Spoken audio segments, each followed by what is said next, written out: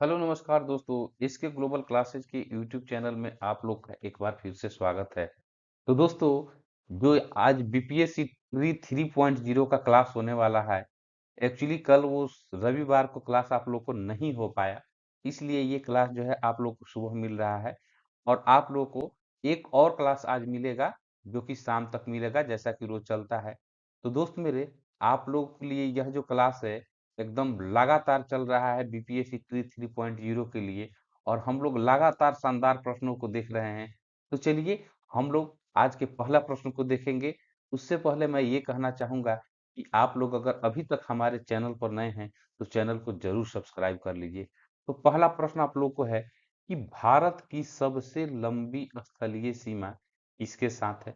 ये प्रश्न आप लोग को है, ठीक है ना, कि लंबी स्थलीय सीमा किसके साथ है। ऑप्शन है भूटान, अफगानिस्तान, बांग्लादेश, उपयुक्त में से एक से अधिक, उपयुक्त में से कोई नहीं। ये चार ऑप्शन आप लोग को, पांच ऑप्शन दिए गए हैं। ऐसा ही ऑप्शन आप लोग को बीपीएससी ट्री में देखने को मिलता है, जैसा कि ट्री 1.0 और 2.0 में देखने को मिला। तो इस प्रश्न का सही जवाब क्या हो जाएगा? तो इस प्रश्न का सही जवाब आप लोग को हो जाएगा ये बांग्लादेश हो जाएगा, ठीक है ना। ये बांग्लादेश हो जाएगा। भारत सबसे ज्यादा लंबी स्थलीय सीमा जो है ये बांग्लादेश के साथ साझा करता है। अब प्रश्न ये उठता है कि बांग्लादेश के साथ तो साझा करता है, लेकिन कितना किलोमीटर। तो दोस्तों देख लीजिए, बांग्लादेश जो है, जैसा कि देखिए, एक चीज इस बताने के पहले मैं आप लोग को बता दूं कि ये भूटान, अफगानिस्तान और ये बांग्लादेश, ये तीनों जो है भारत, तीनों से जो है भारत की स्थलीय सीमा लगती है। और वैसे 7 देश हैं, ठीक है ना, मैं ऊपर लिख दे रहा हूँ। वैसे 7 देश हैं जिसकी स्थलीय सीमा जो है ये अपने भारत देश से लगती है। स्थलीय सीमा, ठीक है। सीमा की जगह पर मैं सभी लिख दिया, आप लोग बस देखते जाइए। स्थलीय सीमा, ठीक है ना। तो 7 देशों के साथ स्थलीय सीमा लगती है, ये बात भी क्लियर हो गई। अब प्रश्न ये उठता है कि बांग्लादेश के साथ कितना किलोमीटर ये सीमा साझा होगा। तो ये आप लोग को दोस्त मेरे, आप लोग देख लीजिए, 4096.7 किलोमीटर जो है, जो ये बाउंड्री जो है, ये बांग्लादेश जो है भारत के साथ शेयर करता है, या यूं कह लीजिए कि भारत की स्थलीय सीमा बांग्लादेश से लगती है। अब प्रश्न ये एक और उठता है कि अफगानिस्तान और भूटान जो है, इसकी भी थोड़ा सीमा देख लिया जाए। तो देखिए, सबसे ज्यादा पूछ ले तो ये बांग्लादेश हो गया। सबसे अगर कम पूछ ले तो देखिए ये अफगानिस्तान के साथ जो है सबसे कम जो है बाउंड्री शेयर करता है, जो कि 106 किलोमीटर जो हो जाएगा, ये अफगानिस्तान के साथ मैं लिख दे रहा हूँ। सबसे सबसे कम बाउंड्री जो है अफगानिस्तान के साथ हो गया। भूटान की अगर बात की जाए तो भूटान के साथ आप लोग को 699 किलोमीटर की सीमा जो है ये भारत साझा करता है। किसके साथ? भूटान के साथ। एक चीज और अब यहाँ पर देख लीजिए, ये तो भूटान हो गया। अब यहाँ पर देख लीजिए, और जो बचा हुआ है कौन कौन, तो देखिए एक पाकिस्तान बचा हुआ है। चलिए पाकिस्तान को भी हम लोग थोड़ा सा देख लें। पाकिस्तान के साथ कितना सीमा साझा होता है, तो ये 4000 आप लोगों को, तो ये बांग्लादेश के साथ हो गया। अब पाकिस्तान को याद करना है तो आप लोग याद रख लीजिए, 3323 किलोमीटर जो है ये पाकिस्तान के साथ सीमा साझा होता है। चीन की अगर बात की जाए तो चीन के साथ आप लोग को 3488 किलोमीटर सीमा साझा होता है। कितना हो गया? तीन दो पाँच हो गया, और दो कंट्री बचा हुआ है, तो एक हो गया और नेपाल। नेपाल के साथ आप लोग को बात की जाए तो 1751 किलोमीटर हो जाएगा, ये नेपाल के साथ हो जाएगा। और अंत में बच गया एक म्यांमार बच गया। म्यांमार बच गया, तो म्यांमार के साथ आप लोग को कितना सीमा साझा होता है, तो ये 1643 किलोमीटर। तो ये देखिए, ये 7 देश हो गया। देखिए मैं आप लोग को ये एक देश, दो, तीन, चार, और ये बांग्लादेश पांच हो गया था, अफगानिस्तान छह, और ये सात। कभी परीक्षा में ये भी पूछ ले कि कितने स्थलीय, डायरेक्ट कभी कभी पूछ लिया जाता है कि भारत के साथ कितने देशों की स्थलीय सीमा लगती है, तो डायरेक्ट आप लोग लिखिएगा कि भाई 7 देशों की सीमा लगती है। कौन कौन वो देश है, तो भूटान, अफगानिस्तान, बांग्लादेश, पाकिस्तान, चीन, नेपाल और म्यांमार हो गया। कितना कितना किलोमीटर सीमा साझा करता है ये भी मैं आप लोग को लिए बता दिया। तो चलिए हम लोग अगले प्रश्न की ओर चलेंगे। ये प्रश्न आप लोग शानदार तरीके से देख लिए। अगला प्रश्न है, देखिए यहाँ पर दूसरा प्रश्न है कि आधुनिक ओलंपिक की शुरुआत कब से शुरू हुआ। आधुनिक ओलंपिक की शुरुआत यहाँ पर पूछा जा रहा है। ऑप्शन है 1896 ईस्वी, 1936 ईस्वी, 1948 ईस्वी। तो आधुनिक ओलंपिक की अगर शुरुआत की बात की जाए ना, तो दोस्त मेरे ये आप लोगों को आधुनिक ओलंपिक का शुरुआत जो है आप लोगों को 1896 से हुआ। ठीक है ना। ये 1896 ईस्वी से जो है ये आधुनिक ओलंपिक का शुरुआत हुआ। ठीक है। तो ये कहाँ से हुआ ये भी आप लोग देख लीजिए कि 1896 में कहाँ से शुरुआत हुआ था। तो ये एथेंस से ये शुरुआत हुआ था। ठीक है। ये एथेंस से शुरुआत हुआ था। तो आधुनिक ओलंपिक की शुरुआत बोले तो 1896 हो जाएगा। अगर कभी परीक्षा में आप लोगों को पूछ दे कि प्राचीन ओलंपिक की शुरुआत कब से हुई, प्राचीन ओलंपिक खेल की शुरुआत अगर पूछ दे, प्राचीन ओलंपिक खेल की शुरुआत अगर पूछ दे आप लोगों से, तो आप लोग को घबराना नहीं है। ये आप लोग को आंसर हो जाएगा इसका 776 ईसा पूर्व जो हो जाएगा ये 776 ईसा पूर्व से प्राचीन ओलंपिक खेल की शुरुआत हुई है। ठीक है। तो यहाँ तो एथेंस से शुरुआत हुई, लेकिन यहाँ पर प्राचीन ओलंपिक खेल 776 ईस्वी पूर्व में कहाँ से, तो ये ग्रीस के ओलंपिया शहर से। ये ग्रीस के, मैं अच्छे से लिख दे रहा हूँ, थोड़ा सा अक्षर इधर उधर हो जाता है, आप लोग उसको देख लीजिएगा। ठीक है ना। ग्रीस के ओलंपिया शहर से जो है शुरुआत हुई ये प्राचीन ओलंपिक की अगर बात की जाए तो। इससे एक और क्या प्रश्न आप लोग को उठता है, देखिए यहाँ पर सबसे महत्वपूर्ण एक तथ्य होता है कि ओलंपिक का आदर्श वाक्य पूछ लिया जाता है। ठीक है ना। आदर्श वाक्य पूछ लिया जाता है। आदर्श वाक्य क्या क्या होता है भाई, तो आप लोग देख लीजिए। सीटीएस, दूसरा हो जाता है अल्टियस, ये ट है, सीटीएस, अल्टियस और फॉर्टियस। ये तीन जो है ये ओलंपिक के आदर्श वाक्य हैं। सीटीएस मतलब होता है दोस्त मेरे तेज, अगर कभी परीक्षा में पूछ ले इस तरह भी, तेज, ऊंच, और फोर्टियस का मतलब मजबूत। ठीक है ना। ये तेज, ऊंच और मजबूत जो है ये भी आप लोग इसको भी याद रख लीजिएगा। इस तरह भी याद रख लीजिए, सीटीएस, अल्टीएस और फोर्टियस। ये बातें भी सही हो गई। तो ये आदर्श वाक्य हो गया। और क्या प्रश्न पूछता है ये भी आप लोग थोड़ा सा देख लीजिए। देखिए, ये तो हो गया आदर्श वाक्य हो गया।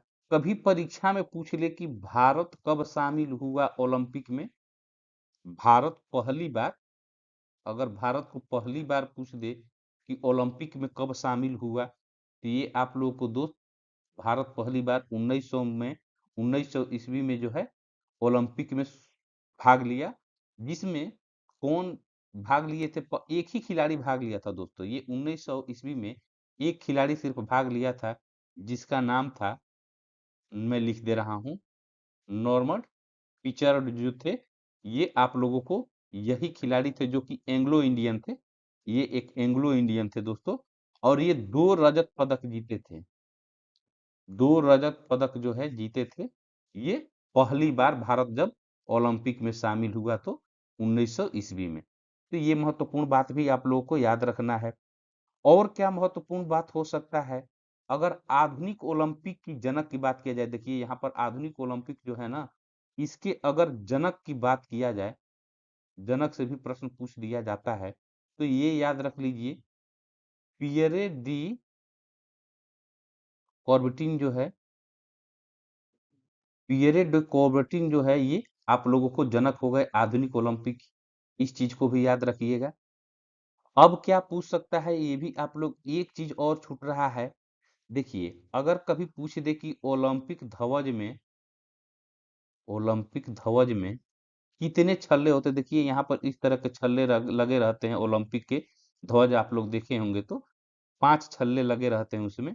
तो ओलंपिक ध्वज में 5 छल्ले होते हैं, ये भी आप लोग याद रख लीजिएगा। 5 छल्ले हो गए। और वो छल्ले प्रत्येक आप लोगों को ये महाद्वीपों का, 5 महाद्वीपों का प्रतिनिधित्व करते हैं। तो मैं लिख दे रहा हूं कि कौन कौन, कौन सा, कौन कलर कौन से महाद्वीप का, नीला, पीला, हरा, लाल, ठीक है ना, और एक आप लोग को हो जाएगा काला। यही 5 कलर जो है आप लोगों को ये है। अब इनका देख देख कि नीला कहाँ का है, तो नीला दोस्तों देखिए ये यूरोप का प्रतिनिधित्व करता है। पीला की अगर बात किया जाए तो पीला एशिया का प्रतिनिधित्व करता है। हरा आप लोग को जो छल्ला अगर हो जाएगा तो ये आप लोग लिख लीजिए ऑस्ट्रेलिया, ऑस्ट्रेलिया या ओशनिया, ऑस्ट्रेलिया या ओशनिया का आप लोग को प्रतिनिधित्व करता है।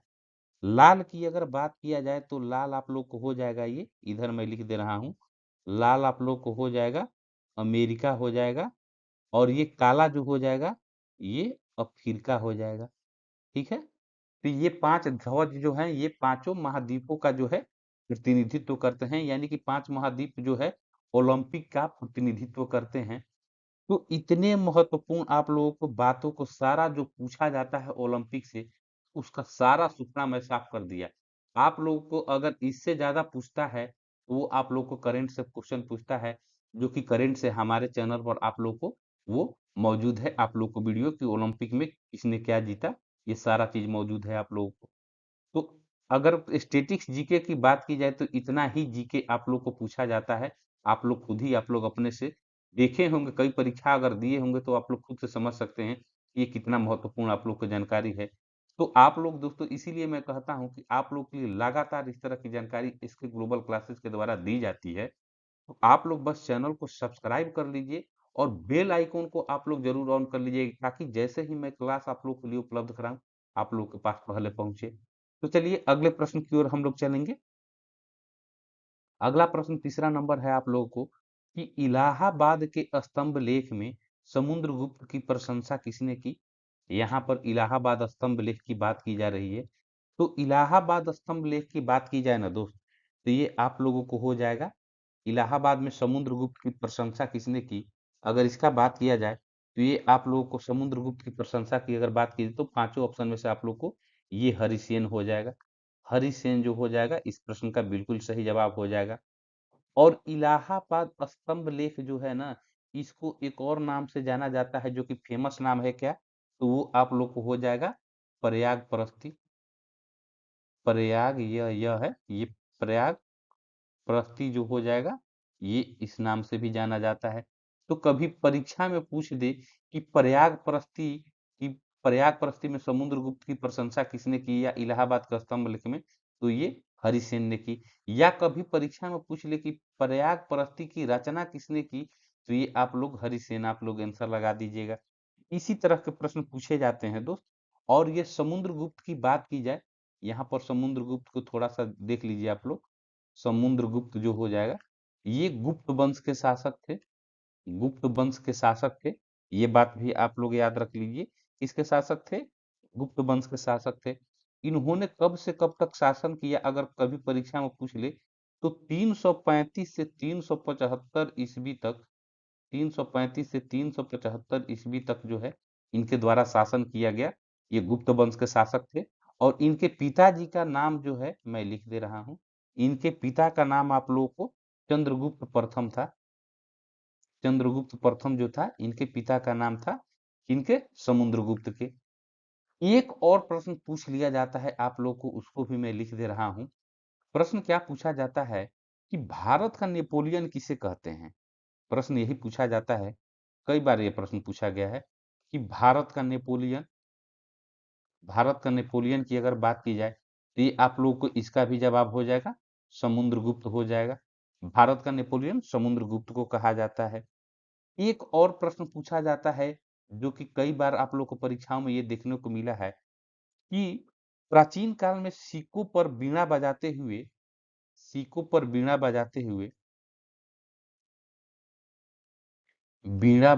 हुए कौन सा शासक जो है ये आप लोगों को दिखाई देते हैं, सिक्कों पर बीणा बजाते हुए कौन से शासक से, तो दोस्तों ये भी हो जाएगा समुद्रगुप्त हो जाएगा। ठीक है ना, ये भी समुद्रगुप्त हो जाएगा। तो देखिए इससे महत्वपूर्ण जितने भी प्रश्न आप लोग को बनते हैं आप लोग को मैंने बता दिया। पहला तो समझ लीजिए कि प्रयाग प्रस्ती या इलाहाबाद स्तंभ के लेखक की बात की जाए तो हरिसेन को कह लीजिएगा तुरंत। हरिसेन, आप लोग आंसर लगाइएगा। और इसमें किसकी प्रशंसा की गई? तो समुद्रगुप्त की प्रशंसा की गई थी। समुद्रगुप्त के राज दरबार को प्रशंसा इसमें की गई। और समुद्रगुप्त जो है आप लोग को गुप्त वंश के शासक थे, और इनके पिता का नाम चंद्रगुप्त प्रथम था।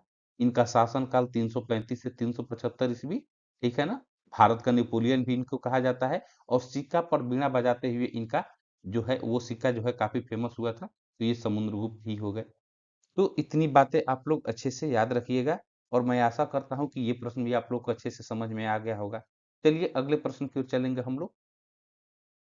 अगला प्रश्न चौथा नंबर है कि वर्तमान में अंतर्राष्ट्रीय ओलंपिक समिति के अध्यक्ष कौन है? तो देख लीजिए, ये करंट अफेयर आप लोग को हो गया, ठीक है ना, एक तरह से। तो अंतर्राष्ट्रीय ओलंपिक समिति की अध्यक्ष की अगर बात की जाए, तो आप लोग को देखिए यहाँ पर 5 ऑप्शन है।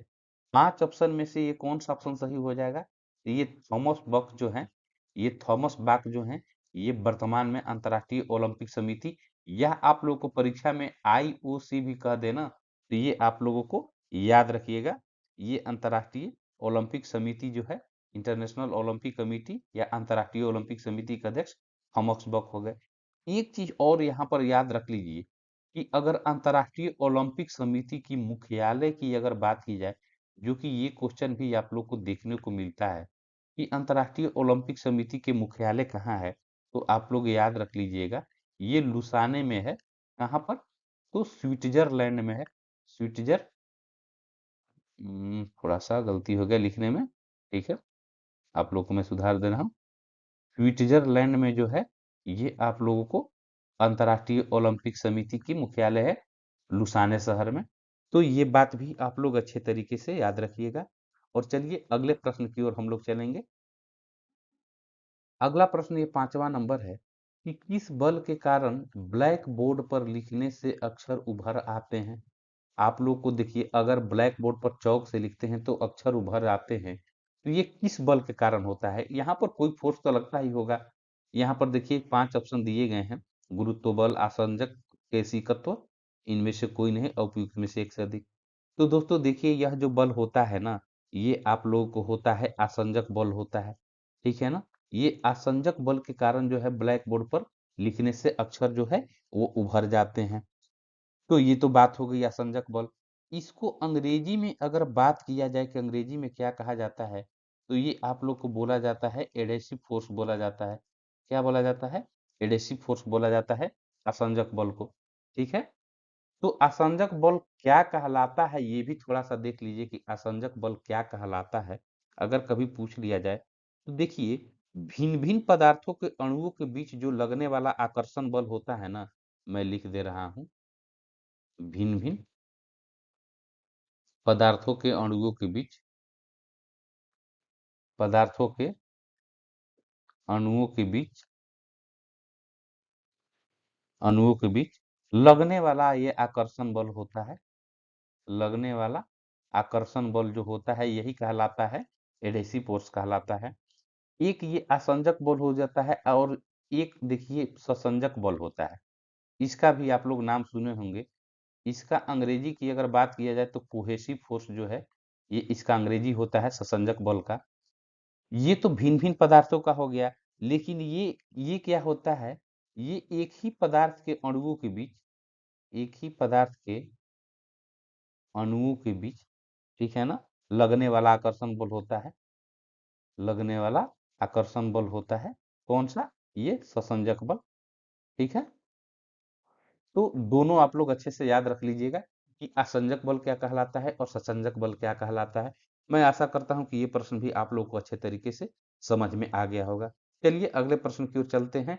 और दोस्तों, आप लोग इस वीडियो को शेयर करना मत भूलिए। आप लोग अपने दोस्तों को भी शेयर कीजिए, और आप लोग इस चैनल पर अपना प्यार इसी तरह बनाए रखिए, और जमकर इस वीडियो को लाइक, शेयर और सब्सक्राइब करते रहिए इस चैनल को, ठीक है ना। तो चलिए अगले प्रश्न की ओर हम लोग चलेंगे। आज का देखिए ये 6 नंबर प्रश्न आप लोग को है कि अशुद्धि मिलाने से द्रव का क्वथनांक पर क्या प्रभाव पड़ता है? शुद्धि मिलाने से ऑप्शन है स्थिर रहता है, घटता है, बढ़ता है, उपयुक्त में से एक से अधिक, उपयुक्त में से कोई नहीं। तो अशुद्धि मिलाने की अगर बात किया जाए ना, तो दोस्तों देखिए अशुद्धि मिलाने पर किसी भी द्रव की क्वथनांक की अगर बात की जाए तो ये दोस्त मेरे आप लोग को ये हो जाता है, बढ़ जाता है, ठीक है ना? ये बढ़ जाता है। ये आप लोग को एकदम डायरेक्ट स्टैटिक्स टाइप का क्वेश्चन पूछता है कि अशुद्धि मिलाने पर द्रव के क्वथनांक पर क्या प्रभाव पड़ता है? तो ये आप लोगों को बिल्कुल हो जाएगा, ये बढ़ जाता है। तो इसमें कुछ बताने की विशेष जरूरत नहीं है। चलिए अगले प्रश्न की ओर चलेंगे हम लोग। अगला प्रश्न देखिए, ये बहुत ही महत्वपूर्ण प्रश्न है। देखने में छोटा आप लोग को ये प्रश्न लग रहा है। प्रश्न है कि सिडबी का मुख्यालय कहाँ है? ये सिडबी का मुख्यालय कहाँ है? तो पहले तो ये देख लीजिए कि कई बार आप लोग को परीक्षाओं में ये सिडबी जो है, इसका फुल फॉर्म पूछ लिया जाता है कि सिडबी का फुल फॉर्म क्या है भाई? सिडबी का फुल फॉर्म, तो फुल फॉर्म थोड़ा सा देख लीजिए कि सिडबी का फुल फॉर्म क्या होता है। मैं लिख दे रहा हूँ यहाँ पर। सिडबी का फुल फॉर्म क्या होता है? तो ये आप लोगों को होता है small small industry development bank of India. Development bank of India, ठीक है ना? किसका? सिडबी का। अगर हिंदी की अगर बात किया जाए तो भारतीय लघु उद्योग विकास बैंक होता है। हिंदी भी मैं लिख दिया, भारतीय लघु उद्योग विकास बैंक, विकास बैंक, ठीक है। तो आप लोग को कहीं से भी प्रश्न आप लोग को पूछे, आप लोग को घबराना नहीं है। अब आइए हम लोग देख लें कि सिडबी का मुख्यालय कहाँ है। तो ये दोस्त मेरे आप लोग को है, सिडबी का मुख्यालय लखनऊ में है। कहाँ पर है? ये लखनऊ में है, ठीक है ना? अगर आप लोग को वर्तमान अध्यक्ष की बात की जाए, अभी वर्तमान में अध्यक्ष की बात की जाए, तो वर्तमान अध्यक्ष जो हैं, ये सिडबी के वर्तमान अध्यक्ष की बात किया जाए तो एस रमन्ना जो हो जाएंगे, एस रमन जो हो जाएंगे, ये आप लोग को वर्तमान अध्यक्ष हैं, जो कि 2021 से ही अभी बने हुए हैं। और ये 4 सालों के लिए इनका टेन्योर है। जब तक अभी तो वर्तमान में अभी यही हैं, यानी कि 2025 तक यही रहेंगे, जब तक वो हट ना जाते हैं। 4 वर्ष का इनका टेन्योर है। तो ये सिडबी का मुख्यालय हो गया, ठीक है ना? और आशा करता हूं कि ये प्रश्न भी आप लोग को अच्छे तरीके से समझ में आ गया होगा। तो चलिए हम लोग अगले प्रश्न की ओर चलेंगे। अगला प्रश्न यहाँ पर देखिए, 8वां नंबर प्रश्न है कि दिल्ली सल्तनत का प्रथम सुल्तान कौन था जिसने अस्थाई सेना रखी? ये प्रश्न भी आप लोग को बहुत बार मेरे भाई ये प्रश्न पूछा गया है, ठीक है ना? मैं क्या बताऊं, ये एसएससी कह लीजिए, एसएससी सीजीएल कह लीजिए, सीएचएसएल कह लीजिए, जीडी कह लीजिए, आप लोग को बीपीएससी ट्री में भी कह लीजिए, ठीक है। और कई परीक्षाओं का मैं किसका किसका नाम लूं, ये सब जगह प्रश्न पूछे जाते हैं, क्योंकि दिल्ली सल्तनत का ये प्रथम सुल्तान था जिसने अस्थाई सेना रखी थी। और यह कौन था? तो दोस्तों ये अलाउद्दीन खिलजी था, ठीक है ना? कौन था? ये अलाउद्दीन खिलजी था। और ये दिल्ली सल्तनत पर कब से कब तक शासन किया? तो मैं लिख दे रहा हूँ, ये 1296 से 1316 ईस्वी तक जो है, इसने दिल्ली सल्तनत पर ये शासन किया था। दिल्ली के गद्दी पर ये बैठा था अलाउद्दीन खिलजी 1296 में, और 1316 ईस्वी तक ये दिल्ली का राजा रहा, ठीक है। तो ये अगर इस प्रश्न की अगर बात की जाए तो देखिए, ये अलाउद्दीन खिलजी जो है, ये खिलजी वंश का, जैसा कि इसके टाइटल में भी लगा हुआ है, तो ये खिलजी वंश का ये शासक था। और खिलजी वंश का देखिए कई बार स्थापन ऐसी पूछ दिया जाता है कि संस्थापक कौन थे? खिलजी वंश के संस्थापक, यानी कि इसकी इसका निर्माण किसने किया था खिलजी वंश का? तो अगर इसका बात किया जाए तो ये आप लोग को हो जाएंगे जलालुद्दीन खिलजी जो हो जाएंगे। इन्होंने ही स्थापना किया था खिलजी वंश का, ठीक है ना? कौन से? जलालुद्दीन खिलजी ने। कब किया था? तो ये आप लोग इसको भी अगर प्रश्न में पूछ दिया था कि कब किया था, अगर प्रश्न पूछ दिया जाए तो ये 1290 में किया था, ठीक है ना? 1290 में। और इनका शासनकाल की अगर बात किया जाए जलालुद्दीन खिलजी का, तो ये 1290 से ये 96 तक, 1296 तक इन्होंने शासन किया दिल्ली सल्तनत पर। उसके बाद इनके पुत्र अलाउद्दीन खिलजी जो है 1296 से 1316 ईस्वी तक किए थे, ठीक है। तो ये बात आप लोग महत्वपूर्ण याद रखिएगा, ठीक है। और देखिए अगर कभी परीक्षा में ये पूछ दिया जाए कि खिलजी वंश जो है, कौन से वंश के पतन होने के बाद जो है ये खिलजी वंश का शासन जो है दिल्ली सल्तनत पर हुआ। तो देखिए ये गुलाम वंश गुलाम वंश जब विघटित हुआ तो खिलजी वंश जो है, यानी कि गुलाम वंश का पतन जब हुआ तो ये खिलजी वंश का जो है स्थापना हुआ। ठीक है, तो ये महत्वपूर्ण बात भी आप लोग याद रख लीजिएगा, कभी परीक्षा में पूछ दे तो तुरंत धुआं धुआं उड़ा देना है। तो चलिए अगले प्रश्न की ओर हम लोग चलेंगे। अगला प्रश्न ये देखिए 9 नंबर प्रश्न है कि किस संविधान संशोधन के तहत धर्मनिरपेक्ष तथा अखंडता शब्द संविधान की प्रस्तावना में जोड़ा गया। ये बहुत ही महत्वपूर्ण दोस्तों संविधान संशोधन था। मैं आंसर इसका डायरेक्ट बता दे रहा हूँ। ये संविधान संशोधन आप लोग को 42वां संविधान संशोधन था। ये 42वां संविधान संशोधन था। ठीक है, जिसमें ये बातें जोड़ी गई। और ये आप लोग को अगर परीक्षा में पूछ दे कि कब हुआ था, तो आप लोग इसको याद रखिएगा, 1976 में ये हुआ था। इसमें बहुत सारा आप लोग को संशोधन हुआ था। एक तरह से कह लीजिए कि इसको मिनी संविधान भी बोला जाता है, 42वें संविधान संशोधन को। ठीक है ना?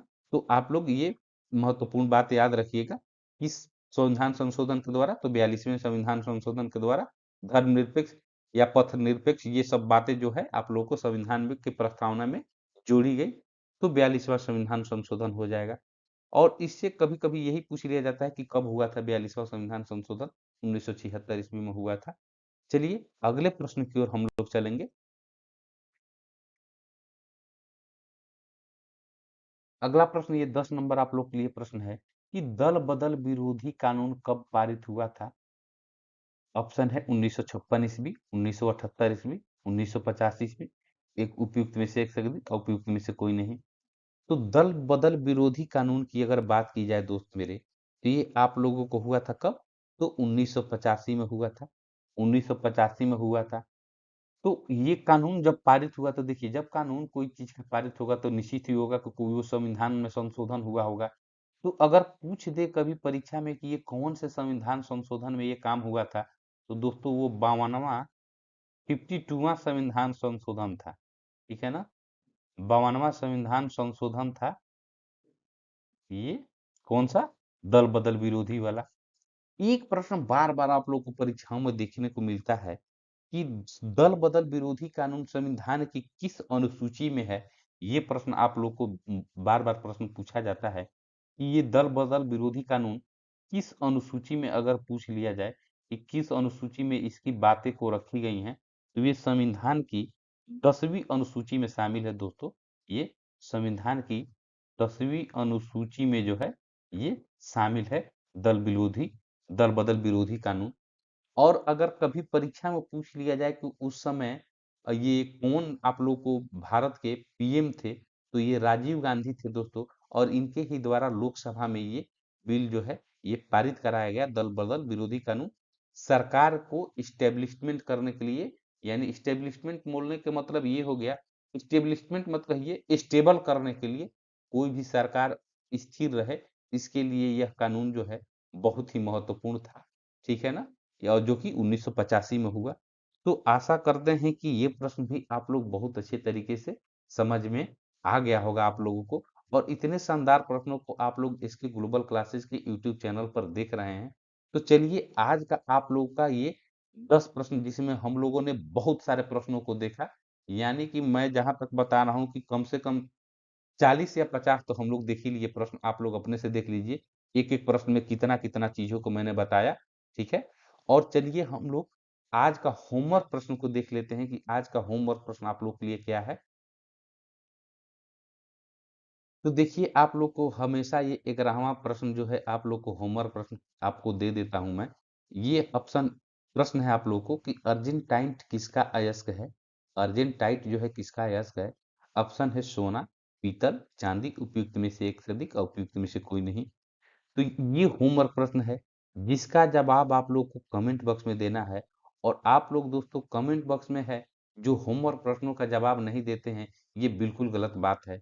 आप लोग के लिए जब इतना मेहनत जब किया जा रहा है, आप लोग को इतना टॉप क्लास का कंटेंट दिया जा रहा है, तो आप लोग जो ये होमवर्क प्रश्न है इसका जवाब आप लोग कमेंट बॉक्स में लिखा कीजिए, या जो मैं पूछता हूँ उसको कमेंट बॉक्स में लिखा कीजिए, ताकि मुझे भी लगे कि आप लोग जो है इन क्लास में दिलचस्पी दिखा रहे हैं और मुझसे जुड़े हुए हैं। आप लोग कमेंट करते हैं तो मुझे लगता है कि आप लोग मुझे डायरेक्टली आप लोग मुझसे जुड़े हुए हैं। और दोस्तों, आप लोग इस वीडियो के बारे में, इस क्लास के बारे में, कैसा क्लास लगा आप लोगों को, इसके बारे में भी कमेंट बॉक्स में ज़रूर लिखिएगा।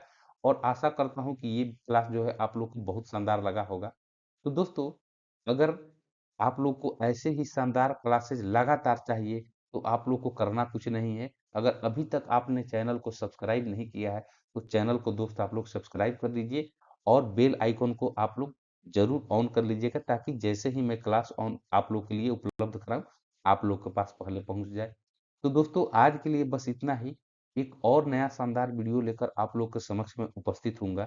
तब तक के लिए मैं आप लोगों से आज्ञा चाहूँगा। जय हिंद दोस्तों।